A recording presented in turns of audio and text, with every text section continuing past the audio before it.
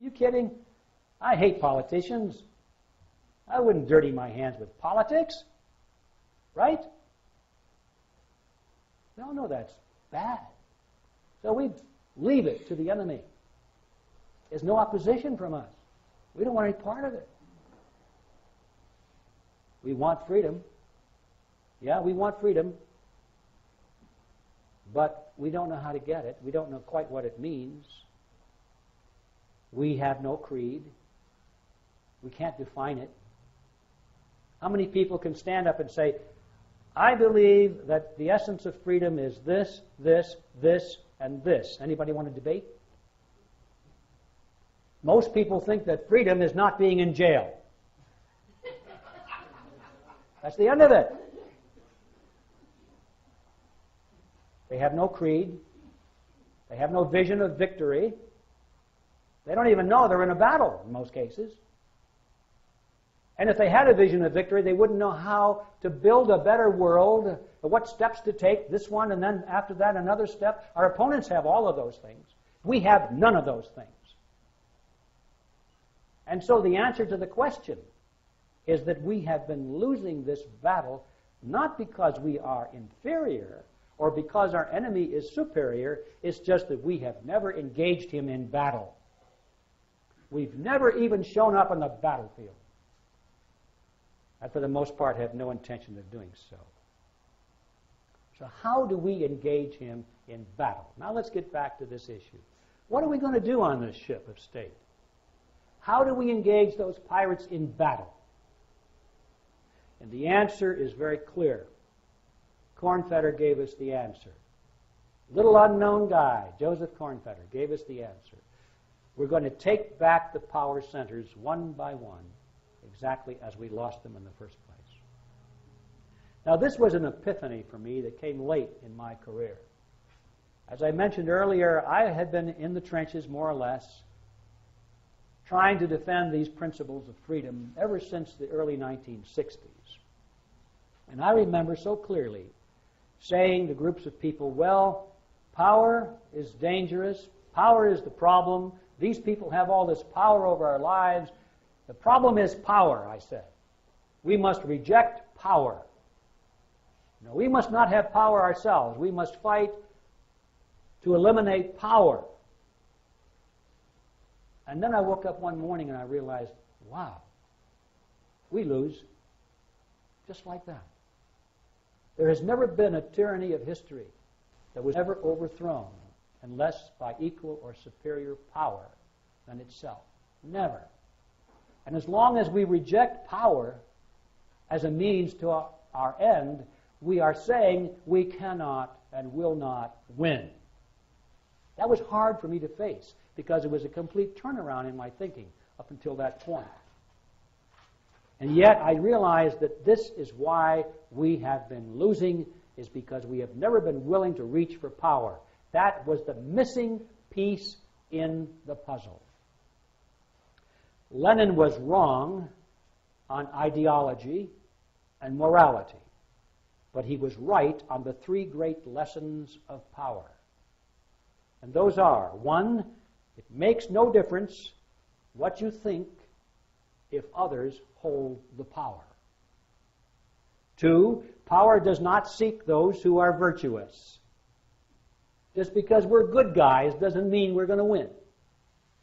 Power does not seek those who are virtuous. It belongs to those who reach for it.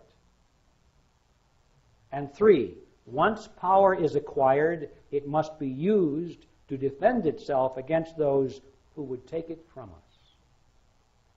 I don't like those principles. I wish they weren't true, but they are. In fact, that third one is why we lost control of our country.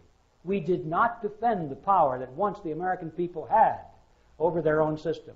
We lost it because we were not, first of all, aware that there was an enemy trying to take it from us. And secondly, even those who were aware of it, such as myself, in the early days, we rejected power ourselves.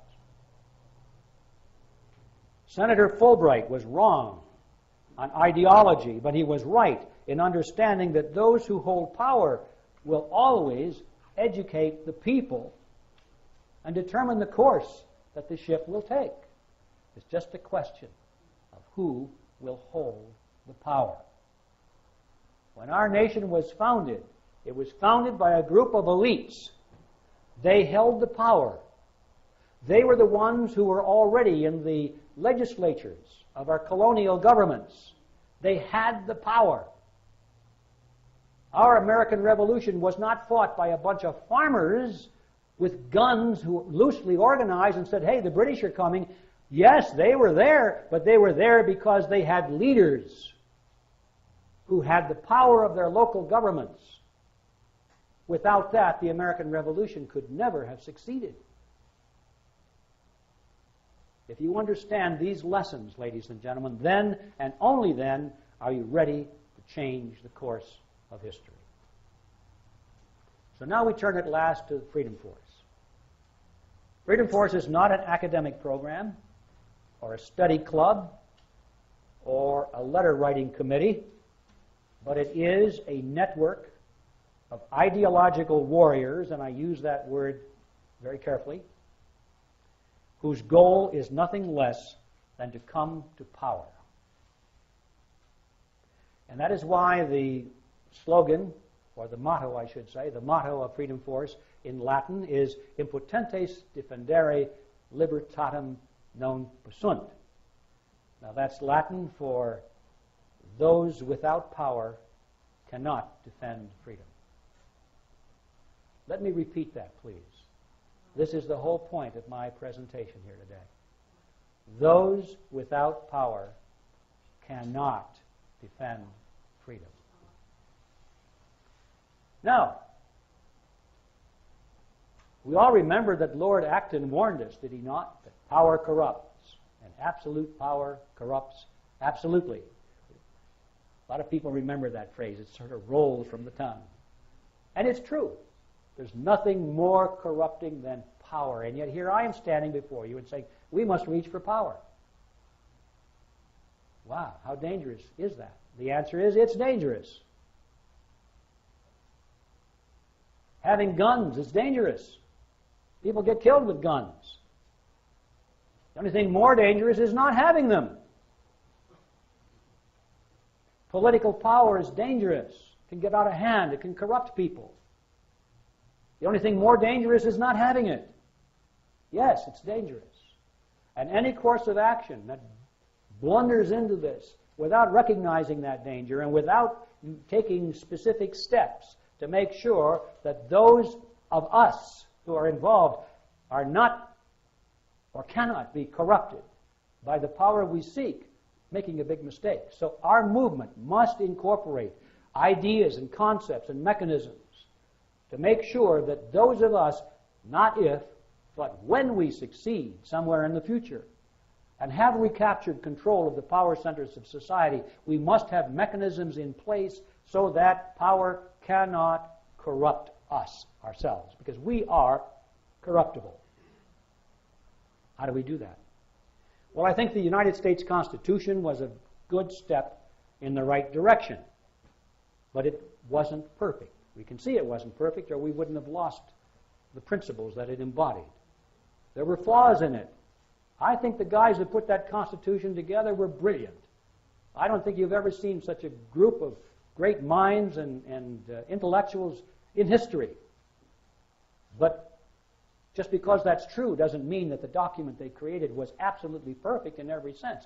I can see that one flaw in the Constitution, in my opinion, was that it was an administrative document instead of a teaching document.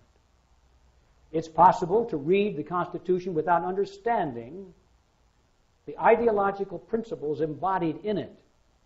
In order to understand why they put those provisions in there, you've got to go elsewhere. You've got to go to the Federalist Papers and to the private letters written by the Founding Fathers, the debates that took place while the Constitution was being hammered together. That is where you find the arguments in defense of individualism, in defense of liberty. But you don't find it in the Constitution itself. It's all mechanisms. And so even if we required the school kids to read the Constitution, which we don't, unfortunately, but even if we did, they wouldn't know what they were reading for the most part.